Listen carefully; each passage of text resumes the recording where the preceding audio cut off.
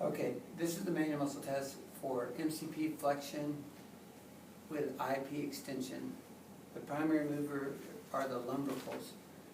The accessory muscle that helps this motion is the dorsal interossei.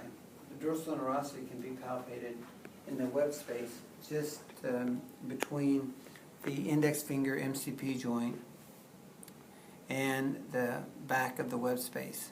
Sometimes if you want to see it against resistance, this little bulk of muscle right here is your dorsal interossei. It's that job, the dorsal interossei's primary job is to abduct the finger, but it also assists in flexing the MCP joint. So to do this test, you have the patient sitting, the forearm resting on a table, and it's in a supinated position. You're going to instruct the patient to go into a rooftop position or the lumbrical plus position. So this position is correctly demonstrated when a patient can flex at the MCP joint while simultaneously extending at the IP joint. If you have median nerve lesion or ulnar nerve lesion, you cannot do this position. The intrinsic muscles of the hand, the interossei and the lumbricals, allow you to maintain intrinsic plus position. And so when you have a patient that has, say, an ulnar nerve palsy, what happens is these fingers hyperextend back, and you end up getting a contracture by hyperextending. All right, back to the test. What we're going to do is, when I ask you to, I want you to just assume this position here.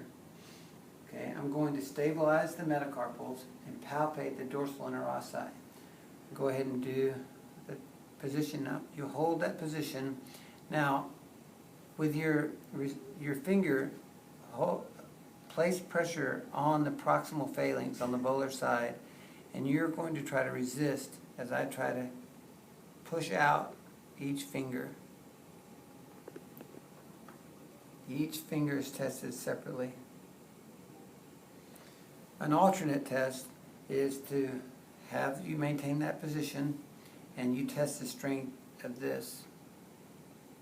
Although this is not in the lab manual and not expected on the test. But it is a nice thing to know. You just hold on to the finger and you just test to see how tight the lumbricals can contract to resist that. And you can see they're not very strong.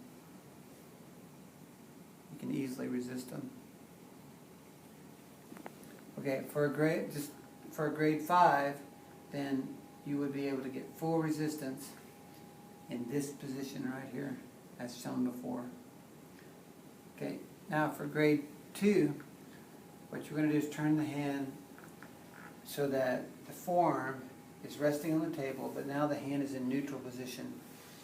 Here you're going to stabilize the metacarpals by reaching through.